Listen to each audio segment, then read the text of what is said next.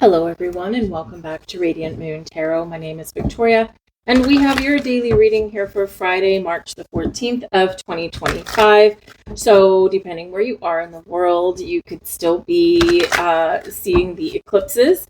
The eclipse energy, I shouldn't say eclipses, we only have the one today, but a total lunar eclipse in Virgo for you. On Pacific Coast, it has probably already passed by a little bit, but because I do post this the day before the 14th, so just a heads up, if you don't already know that we've got an eclipse coming, total lunar eclipse in Virgo right now. However, the big news for the weekend, of course, is Mercury retrograde. So retrograde energies for March are in full swing.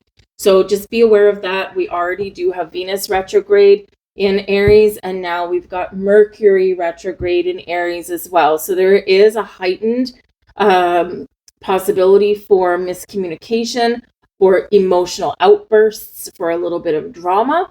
One of the best things that we can do as we continue to navigate some weird and wacky and wild energy for the month ahead is to take a step back, to drop into your heart space, to double check things, to calm down, leave the room, calm down, to, maybe engage in a little bit of meditation, connect with nature, anything to ground your energy and find a little bit more peace and balance and harmony.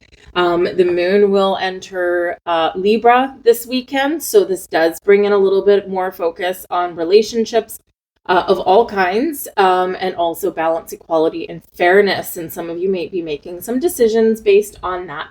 Just remember to not be impulsive and to sleep on something, especially if it's some life-changing thing, okay? It's a very powerful energy that we're in. The back of the deck here, we have the Nine of Air. Now, the Nine of Air out of this deck is encouraging you to release all of your fears, your worries, and anxieties. Give them up to Spirit. Give them up to the universe, okay? The Nine of Air is traditionally the Nine of Swords, and this is where we do need to get out of our head and into our heart. Because often the Nine of Swords, as is with the Eight of Swords, we do have self-imposed restrictions. We do tend to overthink, overanalyze. We get all up in our heads, and often we take this to bed with us. We toss and we turn. And, things are amplified in the middle of the night when we're lying awake in bed trying to sort out all of our world's problems. And we do get a slight heightened sense of anxiety, right? But often, just kind of like those spooky ghost stories and things that we hear, a bump in the night is amplified in the nighttime, right? Whereas that same bump in the day is not going to affect you as much. So if you hear your house creaking and settling in the day, you probably don't even notice it, but you hear that same creaks and groans from your house at 3 o'clock in the morning, and you're going to think that it's haunted or that there's someone that's broken in.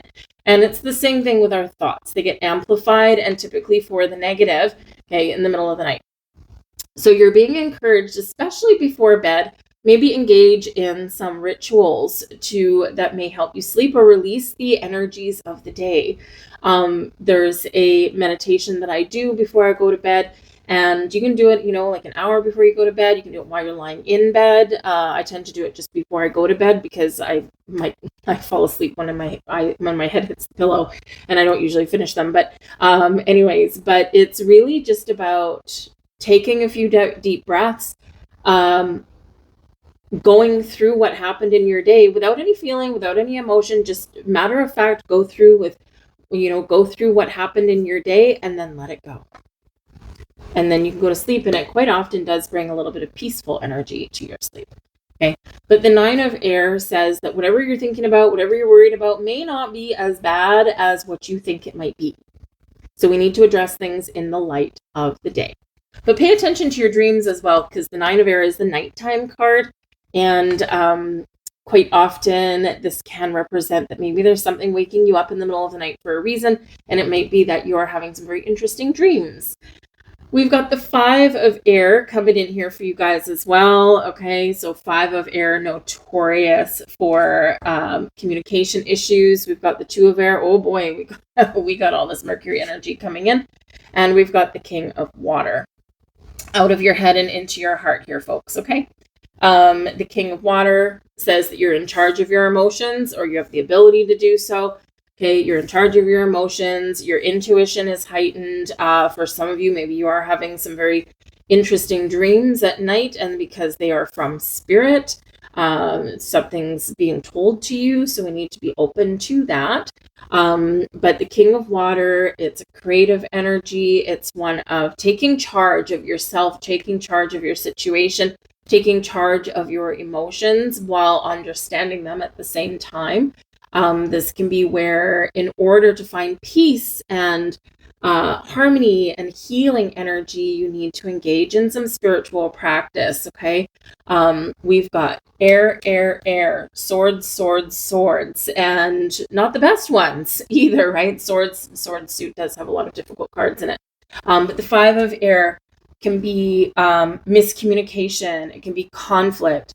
And the 5 of air says here in this deck, this is about finding a way to rise above that conflict, that energy.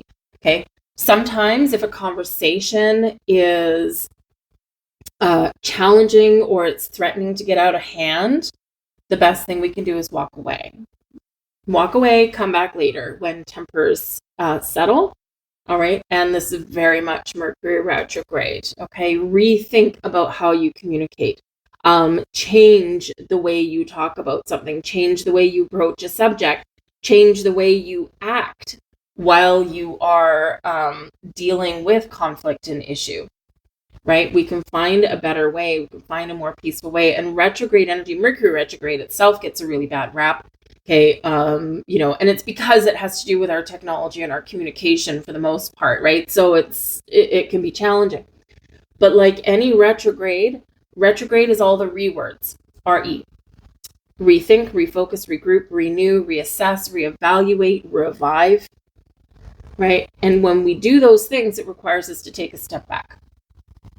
And so this can be where you are finding a better way, or you're looking at the big picture and seeing things a little bit differently, but you're finding more peace in how you deal with people or situations as you go through your weekend. And this is what is being highlighted for you, especially with how you deal with yourself as well. Do you tell yourself a negative story in your head, or are you more positive, right? The 9 of air suggests that maybe you're being a little bit hard on yourself. But the King of Water is coming in here to help alleviate some of this challenging energy. Now, this can certainly be you, all right, taking charge of all of these thoughts going through your head, because the 2 of air here is, it can be about trying to make a decision. It can be about being at a crossroads. It can be about, being confused or not sure about what you want to change, what you want to do, right? And, a lot of people are going to be in this energy right now. But the 2 of air is also a reminder to go within, that you don't always need to seek an external source to find the answer that you're looking for, to find the right path that you're looking for. The answer, more often than not, already lies within you. And so with that 2 of air, we need to go inward in order to figure out how to deal with something, whether it's a situation, a person, or something in life in general. The 2 of air can also sometimes show that there's something we need to deal with. We've got the blinders on. This can be something to do with love, King of Water, love and romance, right? Very romantic kind of energy there.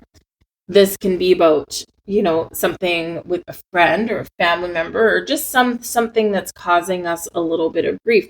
And sometimes we put the blinders on because sometimes we convince ourselves that not knowing the answer or not addressing the issue is better than having a negative outcome.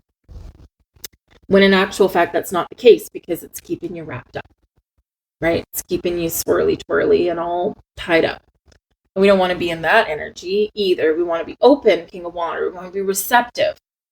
We want to be mature about something, right? We want to resolve something in a positive way, or at least try to.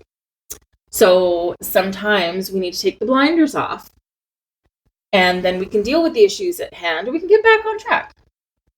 Now, the King of Water, of course, can be your energy, but it can also be an important person in your life. Perhaps you're at a crossroads in a relationship. Perhaps there's something that you're trying to resolve with a person that you care about or that cares about you. This can be about letting new love into your life. Perhaps you're just all tied up and you're like, oh my goodness, this eclipse is happening in my house of love and romance, right? But, I don't know if I'm ready. So we put up these barriers in our heart. This can be where a relationship has maybe gone sideways and you're trying to resolve something here, but it's very difficult sometimes to do that.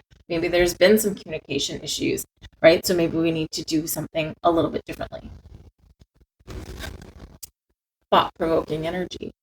However, we've got the Ace of Fire coming out here, and this is your blessings through your day, through your weekend. So the Ace of Fire, this is about being inspired. This is that spark of inspiration there. Maybe you're finding new sources of inspiration. So if you've been feeling kind of blue or trapped or stuck in some way, right? Creative block, maybe. Here you go. Brand new source of inspiration. It can come from a person. It can come from a situation. Maybe it comes to you in a dream, whatever it happens to be. The Ace of Fire is the Ace of Wands. And it can be something manifesting in your life, something new. It can be a new way of thinking. It can be something that you desire. It can be passion in there as well. Passion for a person, chemistry with a person, perhaps. A spark to a flame, right? So it can be really exciting there with that Ace of Fire. But it is an ace, and aces do tend to be lucky. Okay, they are new beginnings or a new level of something, so we can take something up a notch there. But the Ace of Fire is very closely tied with manifestation. All the aces are. All right, so this can be something new coming out of the blue. This can be, maybe you, in order to get out of your head and that you're overthinking things, you need to get creative. King of Water, right? What do you want to create? Maybe you're going to try something new. Pick up a paintbrush and draw something or paint something, paint your house, right? Because sometimes we can infuse fresh energy into a stagnant situation, and this gets the ball rolling, or it just makes us feel a little bit better and more engaged with our lives in a more positive way. But whatever it is, there could be something new headed your way, or your ability to take a new approach at something.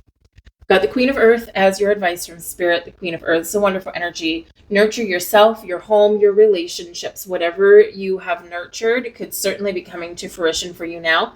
The Queen of Earth is very much about being grounded and being very patient and allowing things to blossom or allowing things to grow in our lives. And this could be a time of abundance and blessings for you. So we need to get out of our head a little bit here. We need to be open, receptive. King of Water, something coming in, Ace of Fire.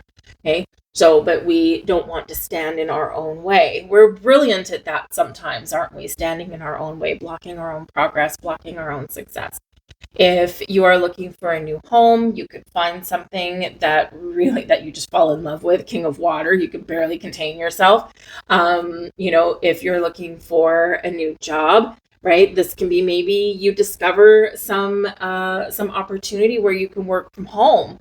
The Queen of Earth is very, like I said, very nurturing, very home-based, but this is very creative energy as well, where you see the results of things. So nurture yourself, take care of yourself, take care of your own energy, spruce up your home if you've been feeling a little bit lost or disconnected. Sometimes rearranging our furniture and knickknacks and things, cleaning house a little bit, maybe even cleansing, maybe even purging, right? Simplifying your environment can make it feel new. It can change the energy in it, right? So, and sometimes we got to switch up the energy a little bit, to kind of get rid of any blockages or anything like that. But the Queen of Earth also says here, take care of yourself. Be patient with yourself and with others. Take care of yourself. Do something nice for yourself. And, your energy and the energy surrounding you will probably just get a little bit better. But connect with nature, because we do have all of this air energy. And sometimes when our brains are running amok, okay, we need to connect with the earth. Go outside and clear your head, right? Go for a walk around the neighborhood. That can help. Water, right? Maybe go sit by the ocean or the river or whatever you've got close by. So walk in the rain, right? Sometimes just connecting with nature in some way can just help to kind of, really help you find a little bit of peace and calm in your situation. So that can be really helpful for you. All right. Having said all that, I'm going to leave that there for you guys. I hope there was something here for you. If so, please do like, share, and subscribe. Don't forget, once again, to watch your eclipse videos. I will be bringing out solar eclipse videos as well. So stay tuned for those. But I thank you guys for watching. Have a wonderful day. Have a wonderful weekend, and I'll see you guys later. Bye.